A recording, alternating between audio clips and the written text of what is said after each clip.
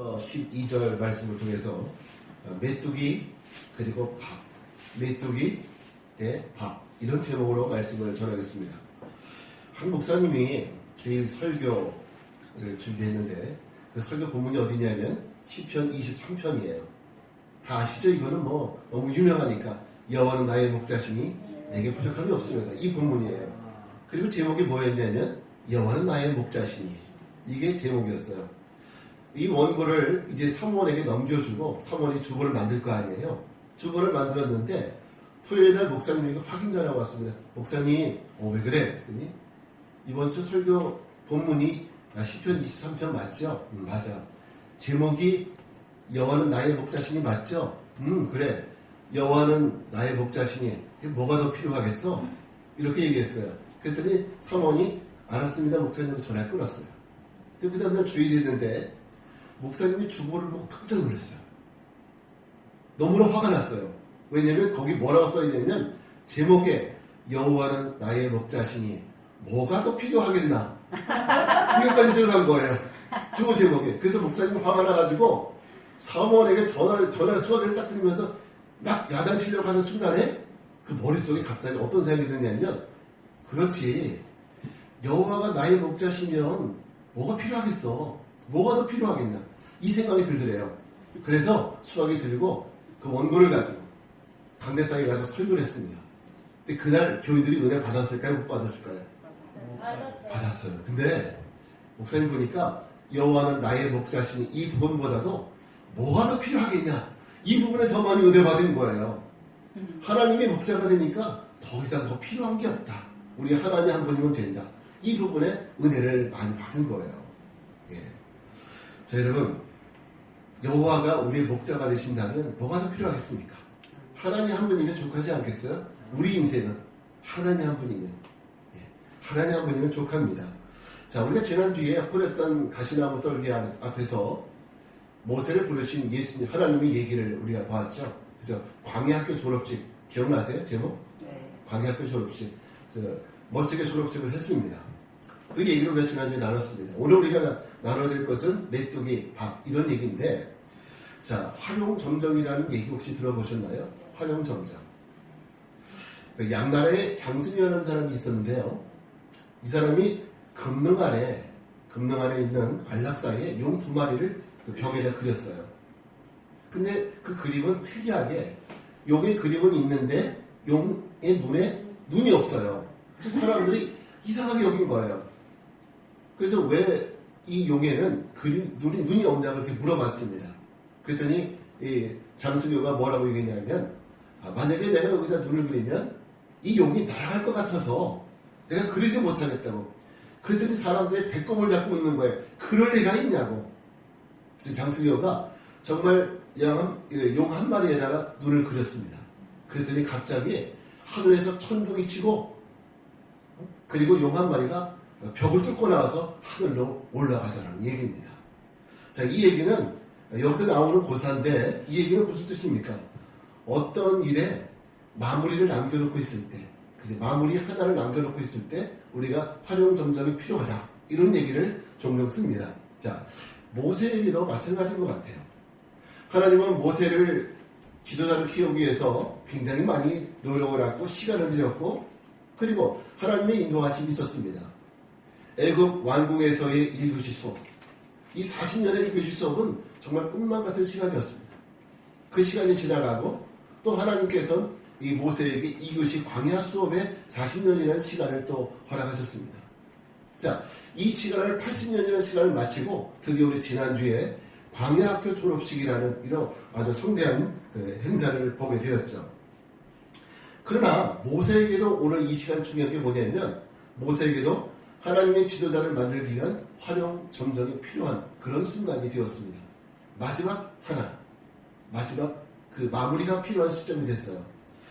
오늘 이 모세를 보게 되면 하나님은 6절에서 10절까지 우리가 읽은 6절에서 10절까지 보면 하나님이 누구신지에 대해서 말씀하셨습니다.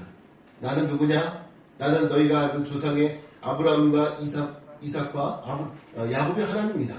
이 얘기를 알려주면서 하나님 자신이 바로 너희 조상의 하나님이라는 것을 말씀해 주셨습니다. 자, 모세는 애국국에서 역사, 정치, 경제, 문화 모든 걸 다 공부했어요. 그러니까 히브리 민족의 역사를 아는 모세로서는 아브람과 이삭과 야곱의 하나님 하면 그 하나님은 이런 하나님이다. 이걸 알고 있어요. 이미 다 알고 있습니다. 자, 그런데 불구하고 그리고 또 하나님은 모세에게 소명을 주셨습니다. 소명을 주면서 왜 이 일을 해야 되는지 지난주 충분히 설명을 했습니다. 아주 친절하게 알려주셨어요. 그리고 그 일에 대해서 모세를 지도자로 세웠다고 하나님께서 분명한 얘기를 해주셨습니다. 그런데 모세의 반응이 의외입니다. 모세의 반응은 어떠냐면 11절에 보니까 오늘 말씀 11절에 보니까 어떻게 합니까? 우리 같이 읽어볼까요? 시작. 내가 누구에게 가며 내가 누구에게 이스라엘을 이끌어낼 수 있겠느냐? 그죠? 내가 누구에게 바로에게 가며 이스라엘 자손을 애굽에서 인도해야 되니까. 하나님이 기대했던 대답은 아닙니다. 하나님은 아멘, 주님 내가 가겠습니다. 이런 대답을 기다렸을 거예요. 근데 모세는 어떤 얘기를 해요? 내가 누구이기에? 도대체 내가, 이 얘기가 어떤 뜻이냐면 나 같은 사람이 어떻게 그 일을 할 수 있겠습니까? 이런 뜻이에요. 그러면서 즉각적으로 순종하지 못합니다. 저는 이 말씀을 읽으면서 아마 가장 당황하신 분은 하나님이셨을 것 같아요. 하나님은 있는 시간 없는 시간 다 들여서 공을 들여서 모세를 키웠는데 모세가 준비가 다 됐다고 생각을 했는데 모세가 내가 누구에게 가겠습니까? 이러면서 의의 반응을 보이는 거예요. 저는 하나님의 얼굴이 노래졌을 것 같아요. 하나님이 굉장히 당황했을 겁니다. 자, 모세가 이렇게 반응한 이유는 분명히 있습니다. 우리는 사실 이해할 수 있어요. 모세는 이 일에 대해서 한 번도 생각해 본 적이 없어요. 내가 나중에 이 다음에 장성해서 내가 이 백성을 이끌어내야지. 이런 생각을 해본 적이 한 번도 없어요. 꿈에라도 내가 일을 해야 이런 생각을 해본 적이 없습니다. 그리고 한번 가만히 생각해 보십시오. 지금 바로의 위치가 만약에 모세의 위치가 그렇죠. 만약에 모세가 지금 애굽의 바로왕이 된지 아니면 과거에 애굽의 왕자였던 대로 애굽의 왕자의 신분이었다면 한번 생각을 해볼 수 있을 거예요. 왜냐하면 고대 근동지방에서는 가끔씩 왕자가 아버지의 왕권을 찬탈하는 일들이 종종 있었기 때문에 그런 데를 한 번쯤은 기대해 볼 만한 그런 얘기죠. 근데 이제 모세는 애굽의 왕자가 아니죠. 지금 어떤 신분입니까? 일개 먹동이에요. 양이나 치는. 이런 내가 뭘 할 수 있겠습니까? 이런 얘기입니다. 이해가 되시죠? 또 가만히 한번 보십시오. 지금 모세의 나이가 80이에요. 아니 혈기팔팔했었던 80, 혈기팔팔했던 40대에는 하나님 안 쓰시더니 그죠? 혈기팔팔했을 때 왜 혈기가 있으니까 애굽 사람을 때려 죽였잖아요. 그럴 때는 안 쓰시더니 이제 기운도 다 쇠하고 그죠?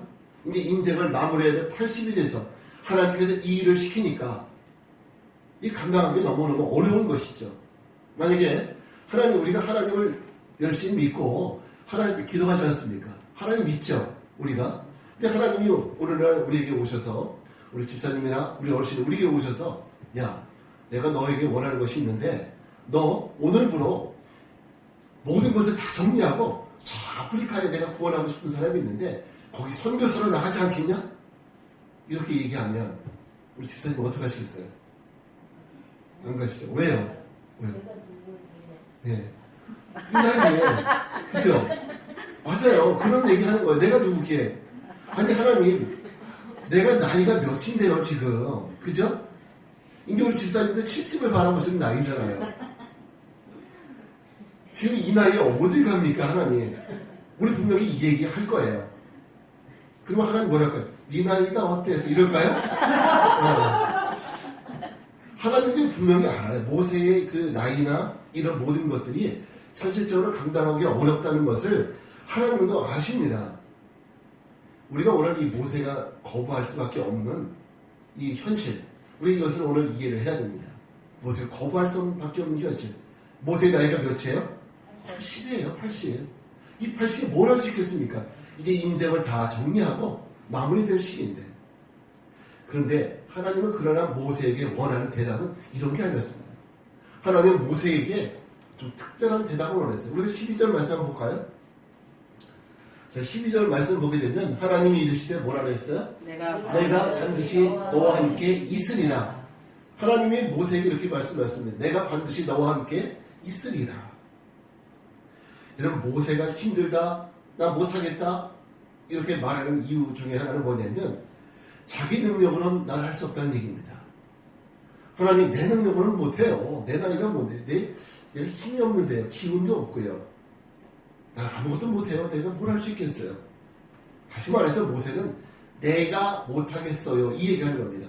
주체는 누구예요? 주어. 내가, 모세 자신. 나는 못하겠어요. 내 힘으로는 못해요. 내가 주체입니다. 하나님의 말씀을 오해하는 것이죠.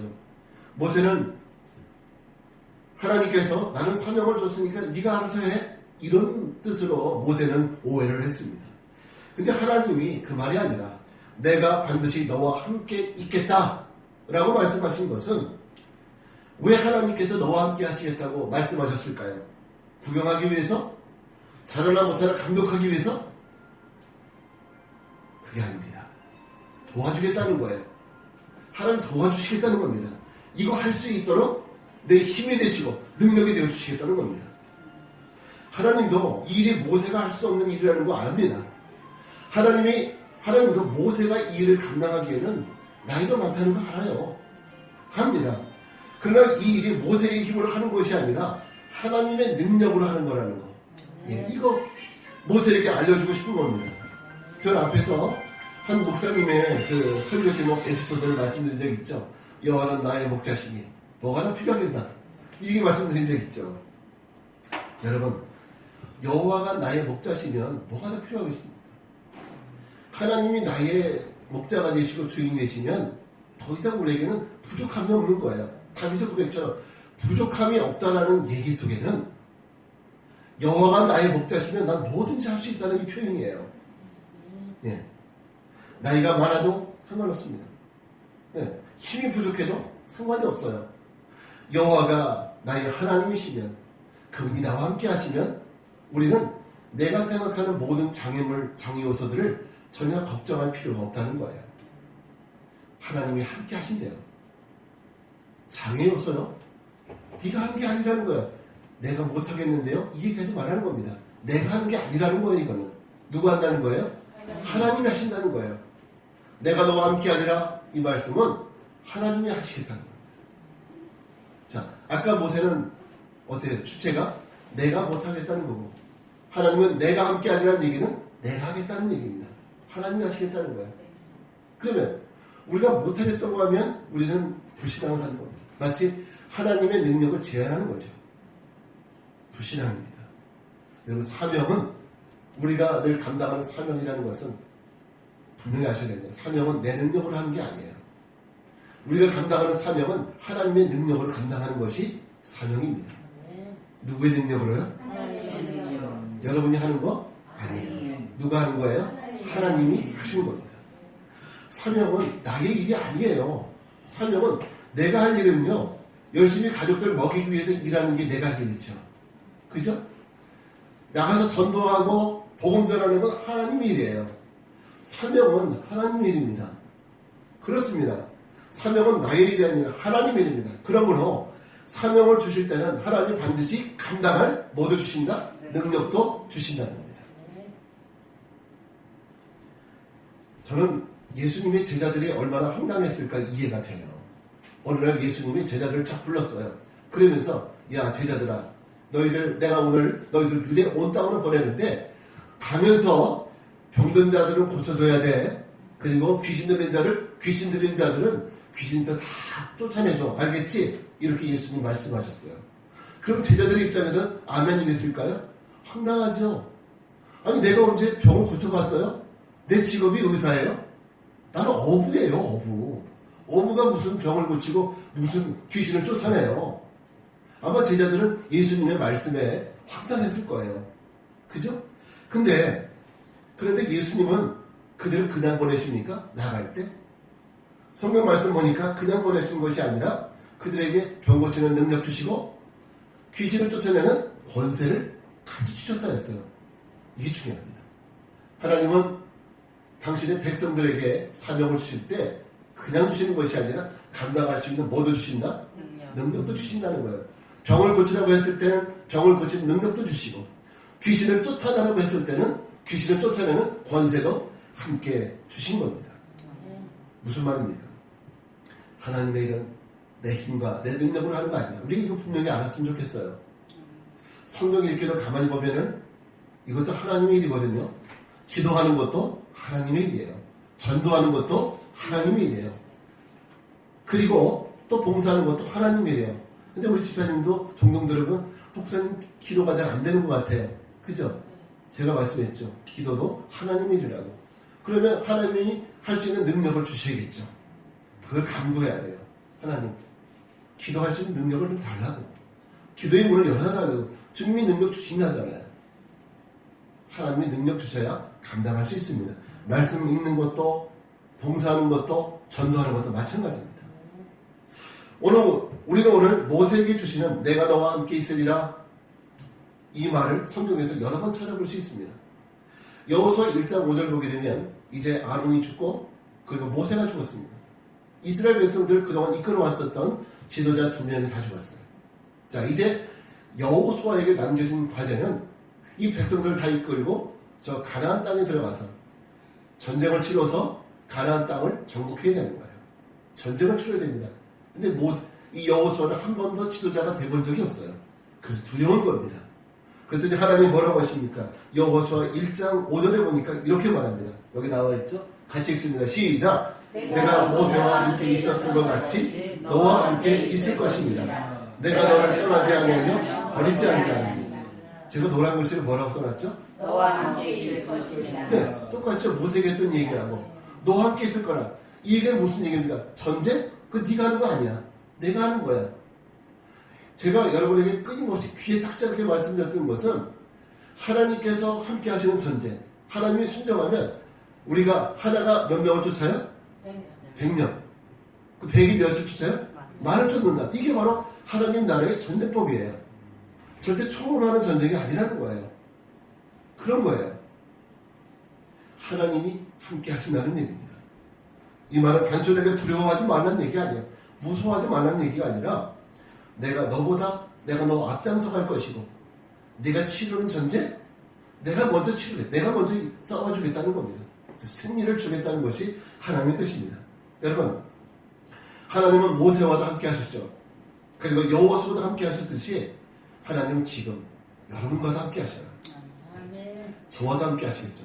그럼 우리 기태 씨와는 어떨까요? 함께 하실까요? 함께 하실까요? 안 하실까요? 너무 잘생겨서 같이 안 하실까요?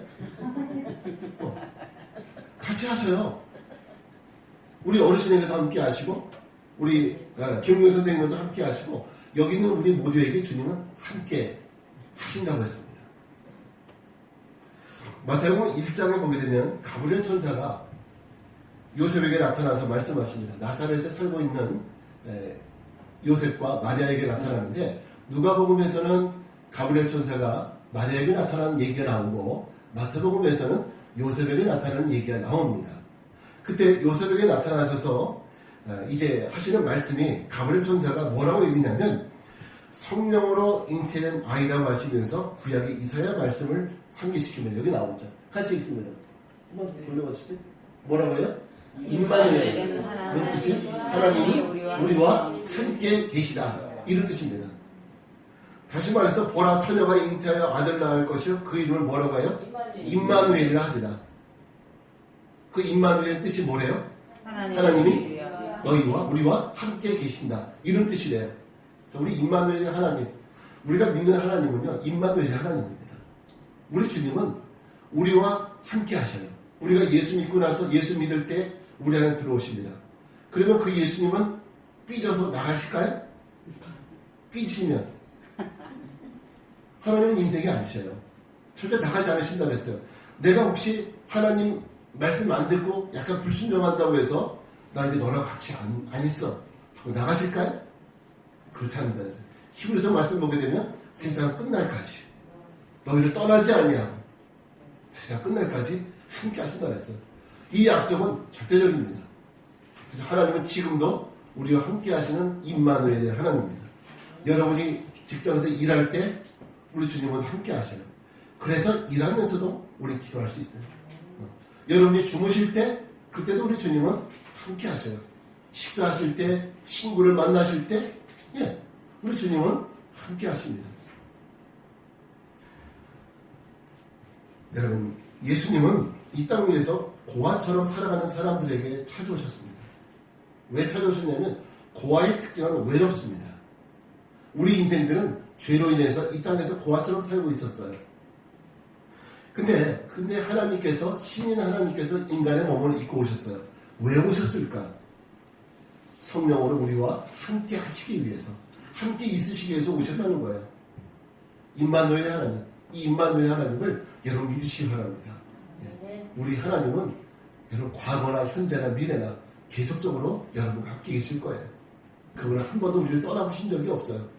여러분이 행여나 내가 종교를, 하나님을 잘 몰라서 과거에 다른 종교를 믿고 있었을 때도 우리 정말 안타까운 마음으로, 안타까운 시선으로 우리를 보고 계셨습니다.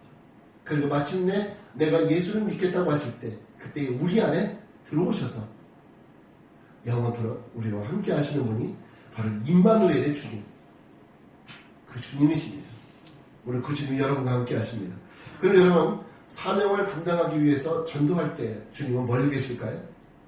우리가 초인종 띵동 누르고 창피해서 막 도망가는 것처럼 주님은 멀리서 구경하실까요? 아닙니다. 주님은 그 순간에도 우리와 함께 하셔서 담대하게 하십니다. 저 여러분들은 복음의 사도들이고 복음을 전하는 사명자들입니다. 사명자들. 이것이 바로 우리 정체성이에요. 왜 꼭 우리는 전도해야 되나? 이렇게 생각할 수 있는데 이게 바로 우리 정체성이거든요. 그리스도인의 정체성. 우리 그리스도인들은 그리스도의 명령을 따라서 세상 땅끝까지 이르러서 복음을 전해야 되는 사명을 가지고 있는 사람들이 바로 우리 그리스도인들입니다. 그러나 우리가 이런 순간에도 남 못해 이렇게 하면서 복음의 사명을 거부하는 분들이 굉장히 많이 있는데 사명이라는 것은 거부할 수 있는 것이 아니에요. 사명은 우리가 순종하는 것 뿐이지 거부할 수 있는 것이 아닙니다. 우리가 못한다고 말하지 마십시오. 능력으로 감당하는 것은 하나님이십니다. 이 하나님은 우리와 함께 하실 것을 믿고 두려워하지 말고 믿음으로 감당할 수 있는 우리 모두가 되길 바랍니다. 우리 7절 통해서 우리 하나님이 어떤 분이신지 알 수 있습니다. 7절 말씀 보게 되면 이렇게 되어 있습니다. 여호와께서 이르시되 내가 애굽에 있는 내 백성의 고통을 분명히 보고 그들의 감독자로 말미암아 부르짖음을 듣고 그 근심을 알고 이렇게 얘기했습니다.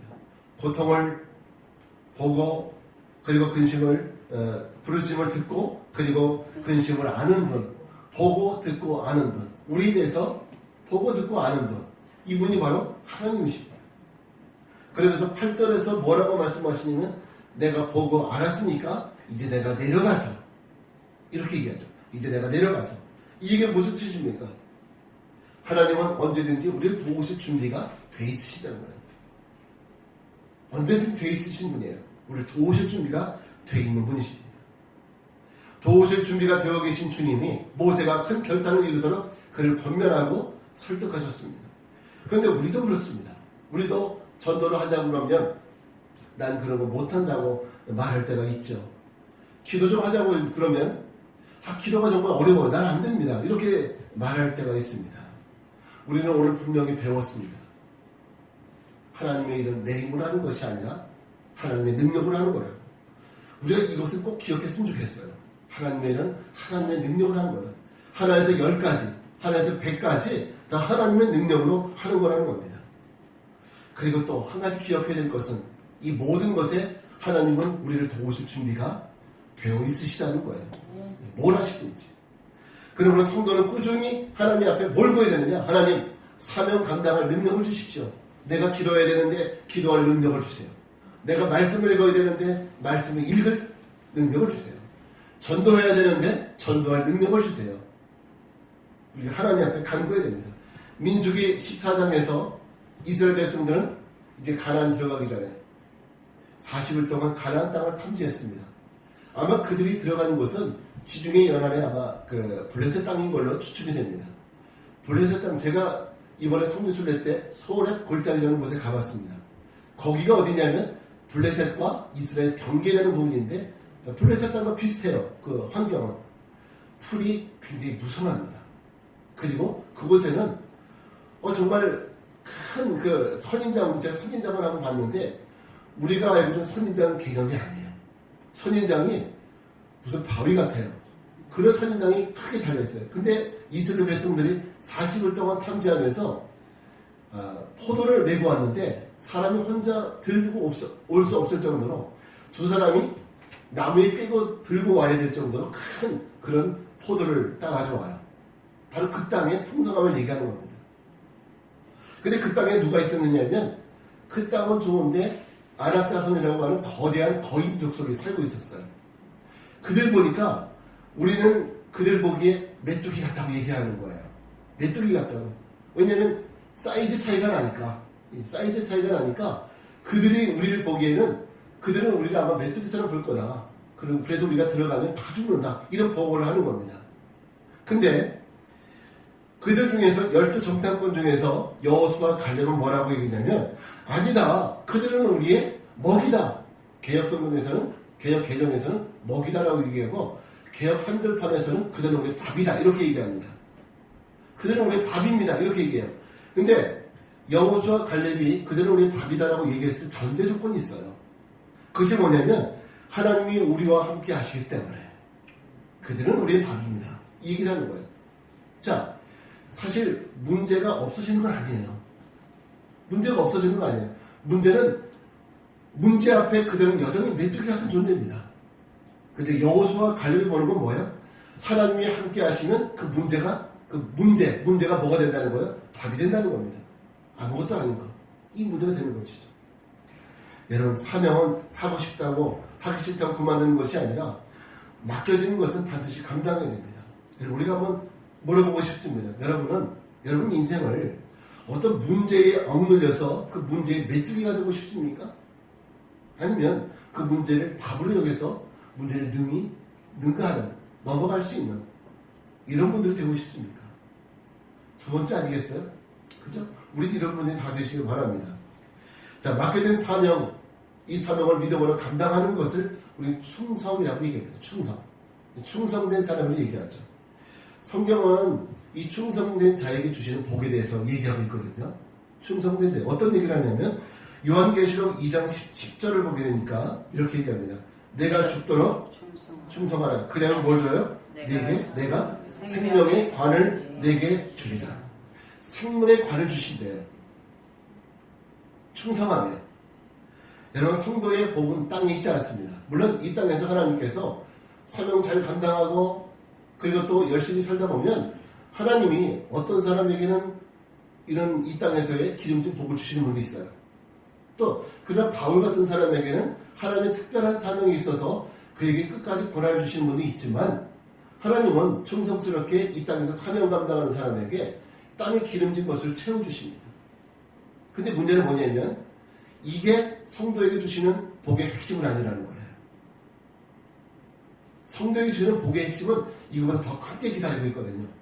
이번에 저희가 참 재밌는 일이 있었습니다. 이번에 이스라엘 성지순례 하면서 음식에 굉장히 힘이 들었어요. 음식이 적응이 안 돼서. 근데 처음에 그 가이드가 음식을 시켰는데 저희는 늘 나오는 그 공갈빵, 지갑빵에다가 짜디짠 그 샐러드를 집어넣고 먹는 게 이게 오늘도 메인이구나 이 생각을 하고 이거 먹으면서 이거라도 안 먹으면 배고프니까 일단 먹자 하면서 배를 다 채웠어요. 그때 조금 있다가 웨이터가 음식을 가져오는데 닭고기 이걸 가져오는 거예요. 그러면서 이게 뭡니까? 이게 메인 음식이래요. 근데 우리는 이미 메인이 아닌 걸 배를 채웠어요. 지금 이걸 지금 어떻게 하냐고 목사님들 다 한마디씩 하더라고요. 근데 우리가 이럴 수 있다는 거예요. 이 땅에서 우리는 복이 마치 메인인 것처럼 하나님의 메인 복인 것처럼 거기에 너무 쉽지 않으면 안 되는 거예요. 하나님이 주시는 메인 복은 이게 아닙니다. 저 하늘나라에서 주시는 생명의 면류관, 생명의 구원. 이게 바로 우리가 누릴 가장 핵심적인 메인 축복입니다. 그럼 사도 바울이라는 사람이 디모데후서에서 뭐라고 얘기냐면 내가 달려갈 길을 다 마치고 그리고 믿음을 지켰으니까 이제부터는 나를 위해서 의의 면류관이 예비되어 있는 줄 내가 믿노라 이랬습니다.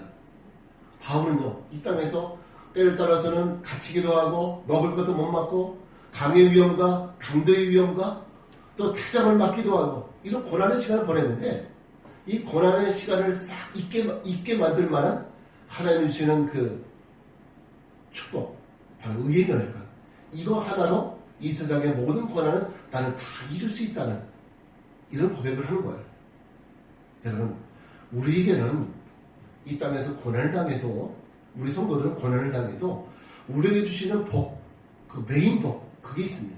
그것은 하늘나라에서 하나님이 주시겠다고 하는 생명의 면류관, 생명의 관 우리가 이것을 얻어쓰기 위해서 우리는 이 땅에서 믿음으로 사는 거예요. 절대로 목사님 예수 믿어도 뭐 되는 일이 하나도 없대요. 장가도 못 가고 뭐 이럴 수 있어요. 근데 이게 하나님 주시는 복이 아니라고 이게 하나님 사도 바울도 장가 못 갔어요. 사도 바울도 그렇게 열심히 주님을 섬겨서 장가를 못 갔더라고요. 근데 그게 중요한 게 아니라 우리는 사도 바울이 얘기하는 것은 하나님이 주는 의의 면류관 이제 후로 이 땅을 떠나서 장차 이후로 내게 주실 의의 면류관을 내가 바라보니까 내가 만족할 수 있다는 거예요.